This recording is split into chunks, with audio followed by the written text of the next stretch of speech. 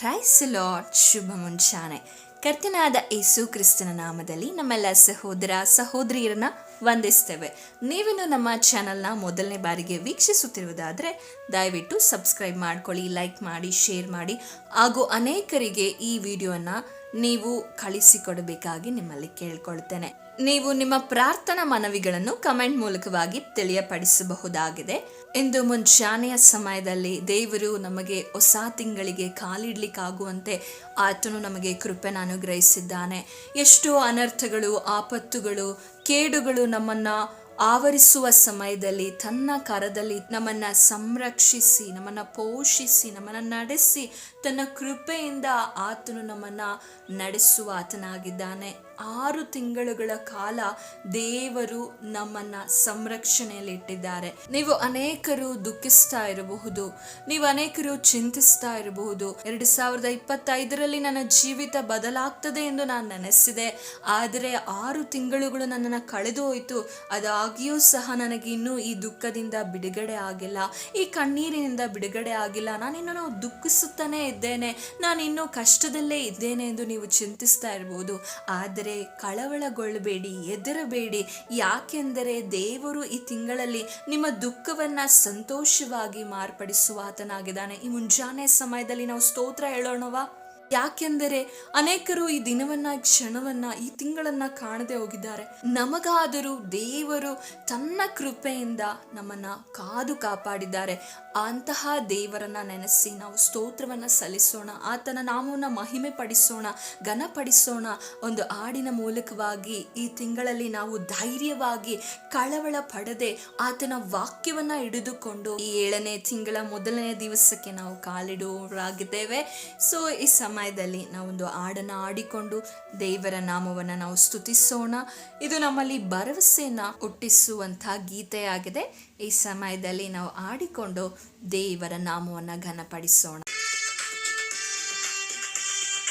Hallelujah. ಯೇಸುವೇ ನಿಮಗೆ ಸ್ತೋತ್ರ. ಹಲ್ಲೆಲೂಯಾ.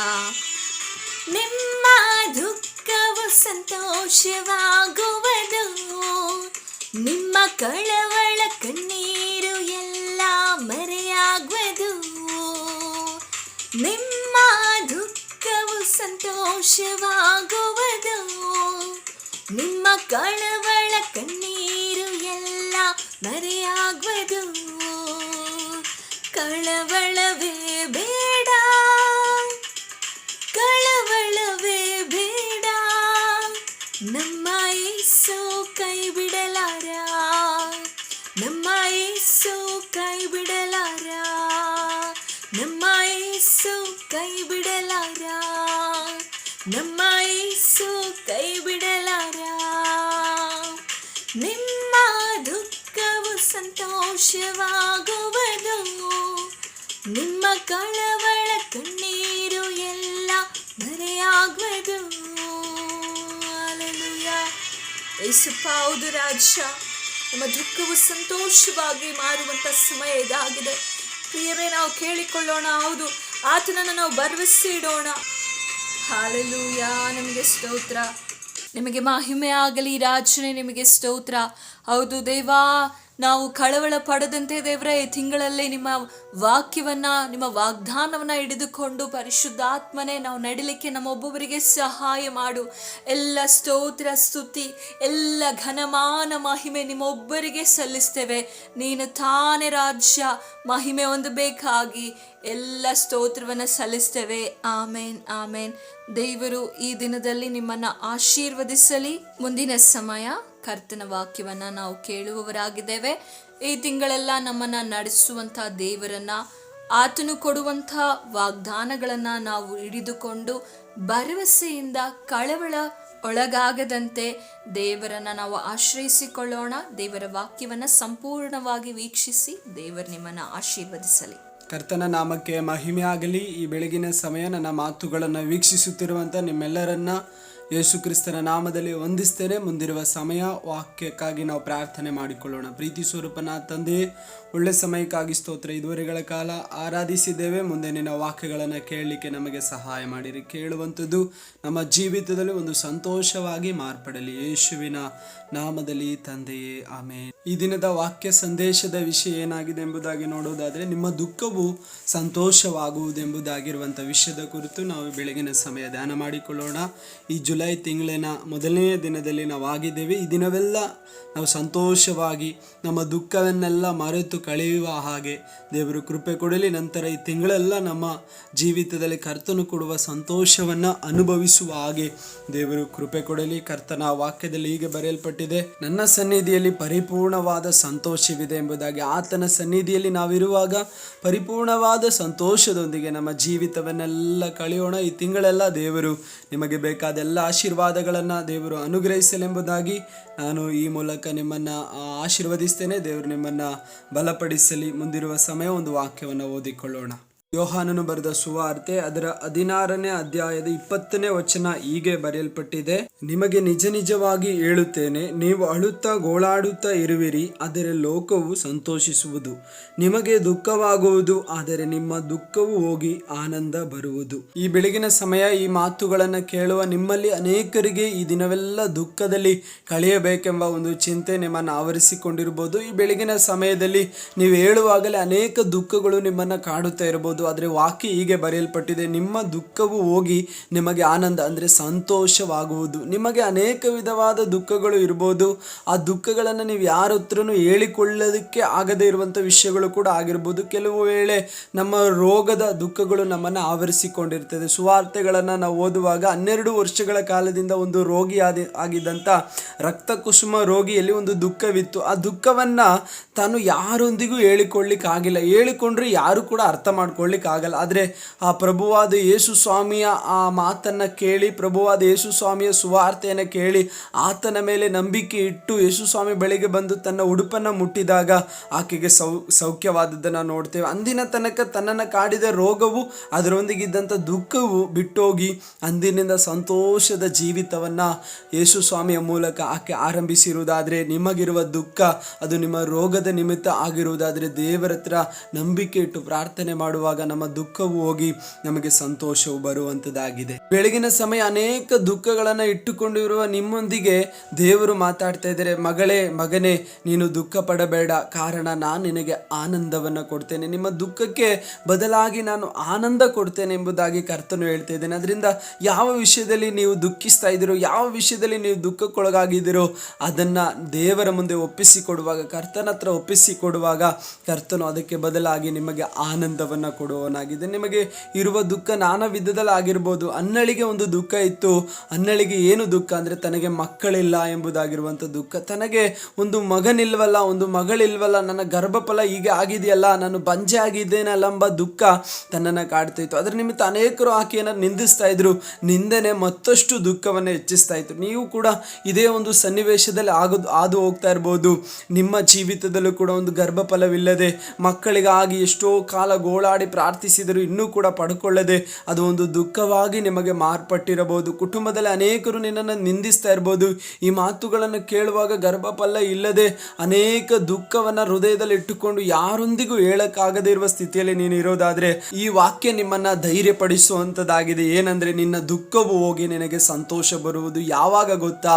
ನಿನ್ನ ದುಃಖವನ್ನು ಇಟ್ಟುಕೊಂಡು ಯಾವಾಗ ದೇವರ ಬಳಿಯಲ್ಲಿ ಹೋಗಿ ಆ ದುಃಖವನ್ನು ಹಂಚಿಕೊಳ್ತೀಯೋ, ಆ ದುಃಖವನ್ನು ಒಪ್ಪಿಸಿಕೊಡ್ತೀಯೋ, ಆಗ ದೇವರು ನಿನಗೆ ಆದರಣೆಯನ್ನು ಕೊಡ್ತಾನೆ. ಅನ್ನಳು ಹೋಗಿ ದೇವರ ಹತ್ರ ಹೇಳ್ತಾ ಇದ್ದಾರೆ, ದೇವರೇ ನನ್ನ ಪರಿಸ್ಥಿತಿ ಹೀಗೆ ಇದೆ, ಇದರಲ್ಲಿ ಒಂದು ಬದಲಾವಣೆ ಬೇಕು ಅಂತ ಕೇಳಿಕೊಂಡಾಗ ಆಕೆಗೆ ಒಂದು ಸಾಮುವೇಲನೆಂಬ ಮಗನನ್ನು ಕೊಟ್ಟು ಆತನು ಆಕೆಯಲ್ಲಿದ್ದಂಥ ದುಃಖವನ್ನು ತೆಗೆದು ಆನಂದವಾಗಿ ಮಾರ್ಪಡಿಸಿರುವುದಾದರೆ ನಿನ್ನ ದುಃಖವನ್ನು ಕೂಡ ತೆಗೆದು ದೇವರು ನಿನಗೆ ಸಂತೋಷವನ್ನು ಕೊಡುವನಾಗಿದ್ದಾನೆ. ಮತ್ತೊಂದು ವಾಕ್ಯವನ್ನು ನಾವು ಓದಿಕೊಳ್ಳೋಣ. ಕೀರ್ತನೆ 126 ಅದರ 5ನೇ ವಚನ ಹೀಗೆ ಬರೆಯಲ್ಪಟ್ಟಿದೆ, ಅಳುತ್ತಾ ಬಿತ್ತುವವರು ಆಡುತ್ತಾ ಕೊಯ್ಯುವರು. ಕೀರ್ತನೆಗಾರನು ಹೀಗೆ ಹೇಳ್ತಾ ಇದ್ದಾನೆ, ಅಳುತ್ತಾ ಬಿತ್ತುವವರು ಆಡುತ್ತಾ ಕೊಯ್ಯುವರು ಎಂಬುದಾಗಿ. ಹಾಗಾದ್ರೆ ನಿಮ್ಮ ಜೀವನದಲ್ಲಿ ಬರೀ ಕಣ್ಣೀರೇ ನಿಮ್ಮದಾಗಿರೋದಾದ್ರೆ, ಜೀವನ ಪೂರ್ತಿ ನಾನು ಕಣ್ಣೀರೇ ಸುರಿಸಿಕೊಂಡು ಹೋಗ್ಬೇಕಾ ಎಂಬುದಾಗಿ ನೀವು ನೆನೆಸ್ತಿರೋದಾದ್ರೆ, ಇಲ್ಲ, ನಿಮ್ಮ ಕಣ್ಣೀರಿಗೆ ಒಂದು ಕೊನೆ ಇದೆ, ನಿಮ್ಮ ಕಣ್ಣೀರಿಗೆ ಒಂದು ಅಂತ್ಯವಿದೆ. ಅದು ಈ ದಿನವೇ ಆಗಿರಬಹುದು. ನೀನು ದೇವರ ಸಮ್ಮುಖದಲ್ಲಿ, ದೇವರೇ ಈ ಕಣ್ಣೀರಿಂದ ನನ್ನನ್ನು ಬಿಡಿಸು ಎಂಬುದಾಗಿ ಕೇಳಿಕೊಳ್ಳುವಾಗ ನಿನ್ನ ಕಣ್ಣೀರಿಗೆ ಖಂಡಿತವಾಗ್ಲೂ ಈ ದಿನವೇ ಒಂದು ಕೊನೆಯಾಗಿ ಮಾರ್ಪಡ್ತಿದೆ. ನಾನಾ ವಿಷಯಗಳಲ್ಲಿ ನೀನು ಕಣ್ಣೀರಿಡ್ತಾ ಇರ್ಬೋದು. ಒಂದು ವೇಳೆ ಒಂದು ಕೆಲಸ ಸಿಕ್ಕದೇ ಇರುವಂಥ ವಿಷಯದಲ್ಲಿ ನೀನು ದುಃಖಪಟ್ಟು ಕಣ್ಣೀರಿಡ್ತಾ ಇರ್ಬೋದು. ಒಂದು ವೇಳೆ ಮಕ್ಕಳು ಇನ್ನೂ ಕೂಡ ಒಳ್ಳೆಯ ವ್ಯಕ್ತಿಗಳಾಗಿ ಮಾರ್ಪಟ್ಟಿಲ್ವಲ್ಲ, ನನ್ನ ಮಕ್ಕಳಲ್ಲಿ ಒಂದು ಬದಲಾವಣೆ ಇಲ್ಲ ಎಂಬುದಾಗಿ ಕೂಡ ನೀನು ಕಣ್ಣೀರಿಡ್ತಾ ಇರ್ಬೋದು. ಕುಟುಂಬದಲ್ಲಿ ಇನ್ನೂ ಸಮಾಧಾನ ಇಲ್ಲ ಎಂಬುದಾಗಿ ಕೂಡ ನೀವು ಕಣ್ಣೀರಿಡ್ತಾ ಇರ್ಬೋದು. ಅನೇಕ ವಿಷಯಗಳು ನಿಮಗೆ ಕಣ್ಣೀರು ಮತ್ತು ದುಃಖವಾಗಿ ಮಾರ್ಪಟ್ಟಿರ್ಬೋದು. ಆದರೆ ಕರ್ತನ ಸಮ್ಮುಖದಲ್ಲಿ ನಾವು ನಂಬಿಕೆಯಿಂದ ಪ್ರಾರ್ಥನೆ ಮಾಡುವಾಗ ನಮ್ಮ ಕಣ್ಣೀರನ್ನು ಒರೆಸಿ ನಮಗೆ ಆನಂದ ಕೊಡುವಂಥ ದೇವರು ನನ್ನ ಕರ್ತನು ಆಗಿದ್ದಾನೆ. ಅದರಿಂದ ಅಳುತ್ತಾ ಬಿತ್ತುವವರು ಆಡುತ್ತಾ ಕೊಯ್ಯುವರು. ಏನೆಲ್ಲ ನೀವು ಅಳುತ್ತಾ ಈ ದಿನಗಳಲ್ಲಿ ದೇವರ ಸಮ್ಮುಖದಲ್ಲಿ ಬಿತ್ತುತ್ತಿದ್ದೀರೋ, ಅಳುತ್ತಾ ದೇವರ ಸಮ್ಮುಖದಲ್ಲಿ ಆಗಿದ್ದೀರೋ, ಕಣ್ಣೀರಿಡುತ್ತಾ ದೇವರ ಸಮ್ಮುಖದಲ್ಲಿ ಪ್ರಾರ್ಥಿಸ್ತಾ ಇದ್ದೀರೋ, ಅದರ ಪ್ರತಿಫಲವನ್ನು ನೀವು ಸಂತೋಷ ಭರಿತರಾಗಿ ಅನುಭವಿಸಲಿಕ್ಕೆ ಸಾಧ್ಯವಾಗ್ತದೆ. ಹಾಗಾದರೆ ನಿಮ್ಮ ದುಃಖಕ್ಕೆ ಈ ದಿನವೇ ಒಂದು ಕೊನೆಯಾಗಿದೆ. ತಿಂಗಳಿನ ಮೊದಲನೇ ದಿನದಲ್ಲಿ ಈ ಮಾತುಗಳನ್ನು ನೀವು ಕೇಳುತ್ತಿರುವಾಗ ಇದು ಜೀವವುಳ್ಳ ದೇವರ ವಾಕ್ಯ ಆಗಿದೆ. ನಿಮ್ಮ ಒಳಗಡೆ ಇರುವ ದುಃಖವನ್ನು ದೇವರು ತೆಗೆದು ಈ ದಿನದ ಮೊದಲುಗೊಂಡು ಬರುವ ಎಲ್ಲ ದಿನಗಳಲ್ಲಿ ನಿಮ್ಮನ್ನು ಆನಂದಕರವಾಗಿ ನಡೆಸುವವನಾಗಿದ್ದಾನೆ. ನಿಮ್ಮ ಕಣ್ಣೀರಿಗೆ ಈ ದಿನವೇ ಕೊನೆಯಾಗಿ ಮಾರ್ಪಡಲಿ. ಮತ್ತೊಂದು ವಾಕ್ಯವನ್ನು ನಾವು ಓದಿಕೊಳ್ಳೋಣ. ಕೀರ್ತನೆಗಳು 30 ಅದರ 11ನೇ ವಚನದಲ್ಲಿ ಹೀಗೆ ಬರೆಯಲ್ಪಟ್ಟಿದೆ, ಆಗ ನೀನು ನನ್ನ ಗೋಳಾಟವನ್ನು ತಪ್ಪಿಸಿ ಸಂತೋಷದಿಂದ ಕುಣಿದಾಡುವಂತೆ ಮಾಡಿದ್ದಿ. ಹಾಗಾದರೆ ನಮ್ಮ ಗೋಳಾಟವನ್ನು ತಪ್ಪಿಸುವಂಥ ಒಂದು ಕರ್ತನಿದ್ದಾನೆ. ಸುಮ್ಮನೆ ವಾಕ್ಯ ಬರೆಯಲ್ಪಟ್ಟಿಲ್ಲ, ನಿಮ್ಮ ದುಃಖವು ಹೋಗಿ ಆನಂದ ಆಗುವುದೆಂಬುದಾಗಿ. ಏನೆಲ್ಲ ವಿಷಯಗಳಲ್ಲಿ ನೀವು ಗೋಳಾಡ್ತಾ ಇದ್ದೀರೋ ಆ ಎಲ್ಲ ವಿಷಯಗಳಲ್ಲಿ ದೇವರು ನಮ್ಮನ್ನು ತಪ್ಪಿಸಿ ಸಂತೋಷದಿಂದ ಕುಣಿದಾಡುವ ಹಾಗೆ ದೇವರು ನಮ್ಮನ್ನು ನಡೆಸುವವನಾಗಿದ್ದಾನೆ. ಹಾಗಾದರೆ ಈ ದಿನದಲ್ಲಿ ನಿಮಗೇನೆಲ್ಲ ಗೋಳಾಟಗಳಿದೆಯೋ ಅದರ ಮೇಲೆ ಒಂದು ಬಿಡುಗಡೆ ಜಯವನ್ನು ದೇವರು ಮಾರ್ಪಡಿಸಿ ಕೊಡುವವನಾಗಿದ್ದಾನೆ. ನಿಮ್ಮ ದುಃಖಕ್ಕೆ ಈ ದಿನವೇ ಒಂದು ಕೊನೆ ದಿನವಾಗಿ ಮಾರ್ಪಡಲಿ. ಅನೇಕ ಬಾರಿ ನೀವು ದುಃಖಿಸಿ ಇದರಿಂದ ನನ್ನನ್ನು ಬಿಡಿಸಲಿಕ್ಕೆ ಯಾರಿದ್ದಾರೆ ಎಂಬುದಾಗಿ ಪ್ರಶ್ನೆ ಮಾಡಿದ ನಿಮ್ಮ ಜೀವಿತದಲ್ಲಿ ನೀವು ಯೇಸು ಸ್ವಾಮಿಯ ಮಾತನ್ನು ಅನುಸರಿಸುವುದಾದರೆ, ಯೇಸು ಸ್ವಾಮಿಯ ಮಾತುಗಳಿಗೆ ವಿಧೇಯರಾಗೋದಾದರೆ, ಆತನು ನಿಮ್ಮ ದುಃಖವನ್ನು ಮಾರ್ಪಡಿಸಿ ಆನಂದದಿಂದ ನಿಮ್ಮನ್ನು ತುಂಬಿಸುವವನಾಗಿದ್ದೇನೆ. ಒಂದು ವೇಳೆ ನೀವು ಇಂದಿನವರೆಗೂ ನಿಮ್ಮ ದುಃಖವನ್ನು ಬಿಟ್ಟು ಬಿಡದೆ ದುಃಖಿತರಾಗಿ ದುಃಖ ಪಡುತ್ತಾ ಅನೇಕ ವಿಷಯಗಳಲ್ಲಿ ಗೋಳಾಡುತ್ತಾ, ದೇವರೇ ನನ್ನ ಜೀವಿತದಲ್ಲಿ ಇದರಿಂದ ಬಿಡಿಸಲಿಕ್ಕೆ ನನಗೆ ಯಾರಿದ್ದಾರೆ ಎಂಬುದಾಗಿ ಅನೇಕ ಬಾರಿ ಕೂಗಿದ ವ್ಯಕ್ತಿ ನೀನಾಗಿರಬಹುದು. ಅದು ನಾನಾ ವಿಧವಾದ ಹಿಂಸೆಗಳು ನಿಮಗೆ ಉಂಟಾದುದರಿಂದ ಆಗಿರಬಹುದು. ಆದರೆ ಅದರಿಂದ ಬಿಡಿಸಲಿಕ್ಕೆ ನಮಗೆ ಒಬ್ಬ ಸಹಾಯಕನಿದ್ದಾನೆ. ಆತನ ಬಳಿಗೆ ನೀನು ಬಂದು ನಿನ್ನ ದುಃಖವನ್ನೆಲ್ಲ ಹೇಳಿಕೊಳ್ಳುವುದಾದರೆ ನಿನ್ನ ದುಃಖದಿಂದ ಆತನು ನಿನ್ನನ್ನು ಹೊರತಂದು ಆನಂದದಿಂದ ನಿನ್ನನ್ನು ತುಂಬಿಸುವವನಾಗಿದ್ದಾನೆ. ಅನೇಕ ಬಾರಿ ನಮ್ಮ ದುಃಖಗಳು ಹೆಚ್ಚಾಗುವ ಹಾಗೆ ಮನುಷ್ಯರು ನಮಗೆ ವಿರೋಧವಾಗಿ ಮಾತಾಡುತ್ತಾರೆ, ನಮ್ಮನ್ನು ನಿಂದಿಸುತ್ತಾರೆ. ಇರುವ ದುಃಖವನ್ನು ಯಾರು ಅರ್ಥ ಮಾಡಿಕೊಳ್ಳದೆ ದುಃಖ ತರುವಂಥ ಮಾತುಗಳನ್ನು ನಮಗೆ ಆಡುವುದುಂಟು. ಆದರೆ ನಿನ್ನನ್ನು ಅರ್ಥ ಮಾಡಿಕೊಂಡು ನಿನ್ನನ್ನು ಪ್ರೀತಿಸಿ ನಿನ್ನ ದುಃಖದಿಂದ ನಿನ್ನನ್ನು ಹೊರತರಲಿಕ್ಕೆ ಒಬ್ಬರಿದ್ದಾರೆ, ಅದೇ ನಮ್ಮ ಕರ್ತನಾದ ಯೇಸು ಸ್ವಾಮಿ. ಆತನ ಬಳಿಯಲ್ಲಿ ನಿನಗಿರುವ ದುಃಖವನ್ನು ನೀನು ಕೊಡುವುದಾದರೆ ದೇವರು ಖಂಡಿತವಾಗ್ಲೂ ಅದರಿಂದ ನಿನ್ನನ್ನು ಹೊರತಂದು ಆನಂದದಿಂದ ತುಂಬಿಸುವವರಾಗಿದ್ದಾರೆ. ಹಾಗಾದರೆ ಈ ನನ್ನ ಮಾತುಗಳನ್ನು ಕೇಳುವ ನಿಮ್ಮಲ್ಲಿ ಅನೇಕ ದುಃಖ ಭರಿತರಾಗಿ ನೀವು ಕರ್ತನ ಸಮ್ಮುಖದಲ್ಲಿ ಆಗಿರುವುದಾದರೆ ಈ ದಿನ ಅದನ್ನು ಒಪ್ಪಿಸಿಕೊಡಿ. ನಿಮ್ಮ ದುಃಖವನ್ನು ನೀವು ಹೇಳಿಕೊಳ್ಳುವಾಗಲೇ ಅದರಲ್ಲಿ ಒಂದು ಬದಲಾವಣೆ ಕಾಣಲಿಕ್ಕೆ ಸಾಧ್ಯವಾಗ್ತದೆ. ನಿಮ್ಮ ಮನಸ್ಸಿನಲ್ಲಿರುವ ದುಃಖವನ್ನು ಓಪನ್ ಆಗಿ ಹೇಳಿಕೊಳ್ಳಿಕ್ಕಿರುವ ಸ್ಥಳವಾಗಿದೆ ಯೇಸು ಸ್ವಾಮಿಯ ಸಮ್ಮುಖ. ಆ ಯೇಸು ಸ್ವಾಮಿಯ ಸಮ್ಮುಖದಲ್ಲಿ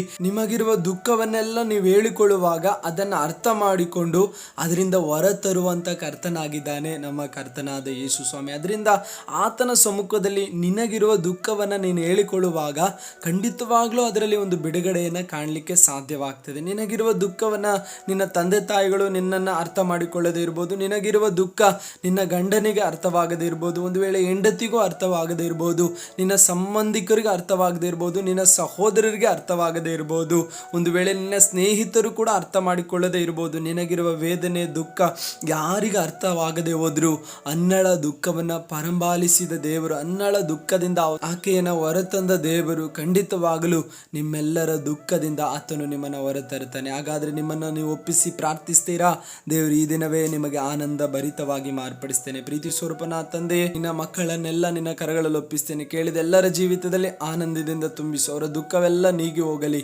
ಕರ್ತನೆಯವರು ಈ ದಿನವೆಲ್ಲ ಆನಂದವಾಗಿ ಕಳೆಯಲಿಕ್ಕೆ ಕೃಪೆಯಿಂದ ನಡೆಸೆಂಬುದಾಗಿ ಪ್ರಾರ್ಥಿಸ್ತೇನೆ.